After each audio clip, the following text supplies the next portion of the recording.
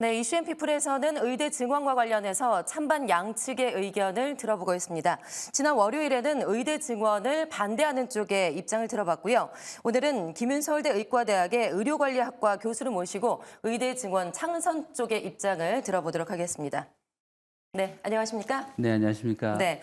자, 정부가 제시한 복귀 시한이 바로 내일입니다. 네. 이번 주가 이제 분수령이 될 것 같은데요.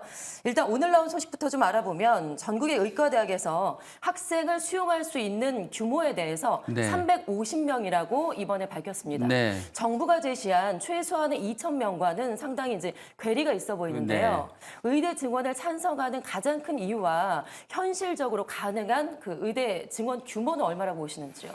예, 뭐 의대 증원이 필요한 이유는 뭐 의사가 부족하기 때문이고, 의사가 부족하다는 것은 가장 피부로 느낄 수 있는 거는 이제 최근에 늘어나고 있는 응급실 뺑뺑이, 소아진료 대란, 지방에서의 의사 부족 문제 등을 국민들이 직접 겪고 계시니까요. 이제 뭐 의사들은 경증 환자가 응급실에 몰려서 응급실 뺑뺑이가 일어난다고 얘기하지만, 우리나라의 응급 환자 수를 인구당으로 따지면 미국의 절반, 영국의 3분의 1밖에 되지 않습니다. 예. 그런데도 불구하고 응급실 뺑뺑이가 일어나는 것은 미국, 영국 응급실에 비해서 응급 환자를 진료하는 의사가 절반밖에 되지 않기 때문인 거죠. 그리고 이제 배후에 소위 그 수술하고 입원 환자를 진료하는 뭐 내과, 외과, 흉부외과 이런 의사들도 부족하기 때문에 네, 요즘 얘기하는 필수 의료 네. 쪽의 의사가 부족하다라는 네, 거죠. 그렇습니다. 예.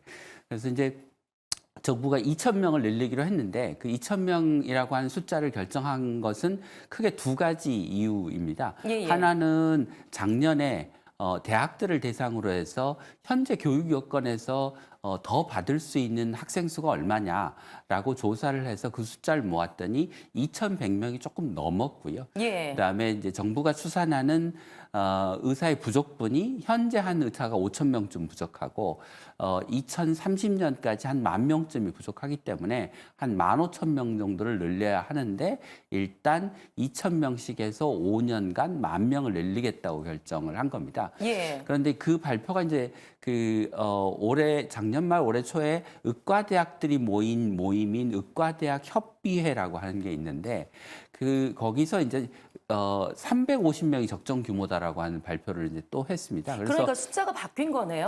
네, 숫자가 예. 바뀐 셈인데, 둘 중 하나는 사실 거짓말인 거죠. 예. 네. 근데 그 작년에 정부가 조사할 때는 각 대학들이 현재 여건에서 교육 가능한 학생 수를 적어내라고 할 때 교수 숫자, 강의실, 실습 공간 이런 걸 다 적어내고, 그다음에 복지부에서 직접 현장 조사를 나가서 그것들 다 확인을 했습니다. 예. 예, 그런데 이제 요번에 의과대학 협회에서 제시한 350명이라고 하는 거는 어느 대학에서 우리가 예를 들면 50명이라고 적었는데 실은 10명밖에 못 받아. 네. 어디는 100명 한다고 그랬는데 실은 5명이야. 뭐 이런 구체적인 숫자를 모아서 350명이라고 이야기한 게 아니고 그냥 350명이라고 이야기를 하고 있거든요. 예. 예, 그리고 그게 모든 의과대학의 학장들이 다 그 숫자에 동의했는지 여부도 조금 불분명하고요. 네. 그러니까 오늘 나온 350명이 오히려 근거가 부족하다라는 말씀이신 건가요? 네, 그렇습니다. 예. 네.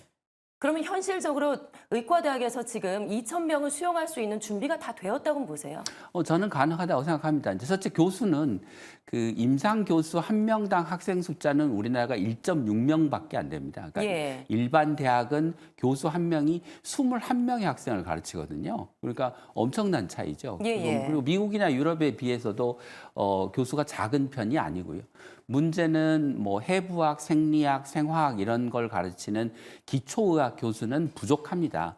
근데 그거는 2,000명을 늘려서 부족해지는 게 아니고 원래 부족했습니다. 그러니까 예. 대학들이 병원에서 돈을 벌어주는 임상 교수는 많이 뽑는 데 반해서 학생 가르치고 돈을 못 버는 기초 교수는 안 뽑는 경향이 있는데, 그것을 의료계가 의학 교육계가 사실 지금까지 방치해 온 거거든요. 그러니까 차라리 이번을 전화위복의 계기로 삼아서 예. 의대 정원을 늘리면서 기초교육도 정상화하는 게 저는 맞는 방향이라고 생각합니다. 예, 알겠습니다. 그 안에서 좀 합의점을 찾아야 될 것 같은데요.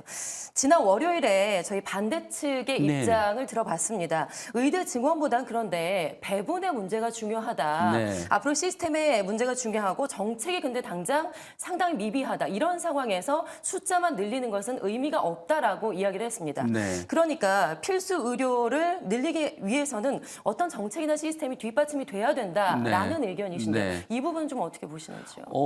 저도 정원보다는 배분이 중요하다는데 동의합니다. 예, 예. 그렇기 때문에 정부가 의대 정원 증원 결정을 하기 일주일 전에 소위 필수 의료 정책 패키지라고 하는 포괄적인 정책을 내놓고 향후 5년간 10조 원을 투자하겠다는 이제 계획을 밝혔지 않습니까? 예, 예. 물론 그 계획에 부족한 부분이 있을 수 있습니다. 그러니까 구체성이 많이 떨어진다고 반발하고 네, 있는 거거든요. 네.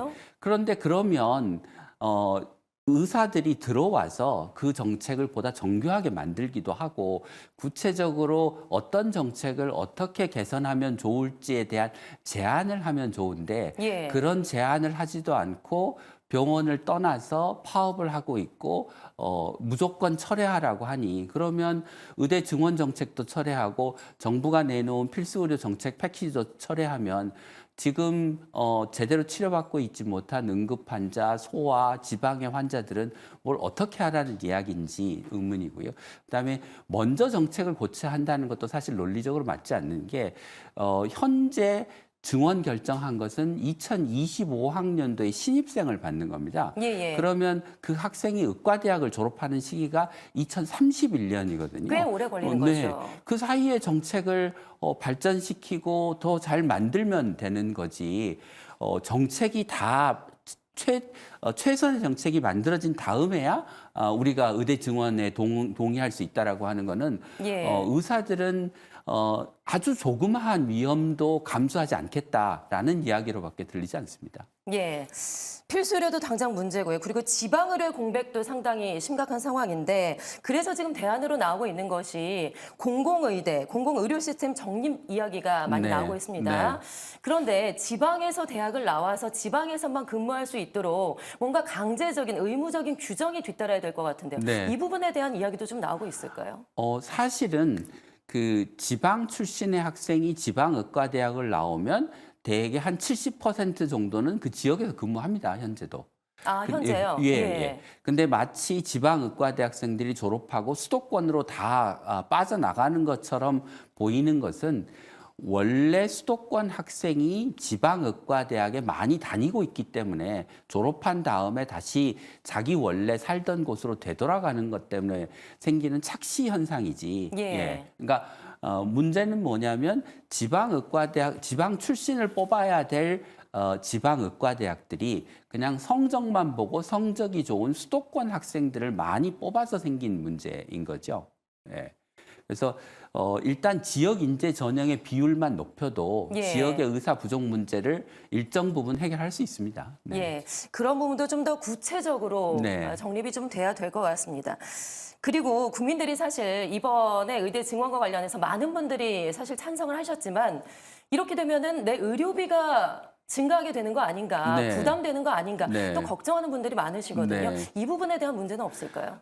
지금은 우리나라의 그 의사 수가 부족해서 의사 연봉이 올라가고 그 올라간 연봉 때문에 국민의 의료비 부담이 오히려 더 많은 상태입니다. 예. 그러니까 지금 현재 우리 국민이 예를 들면 OECD 국가의 의사들보다 우리나라 의사 월급이 높아서 추가적으로 부담하고 있는 돈이 한 20조 원 정도 될 걸로 추정이 되고요.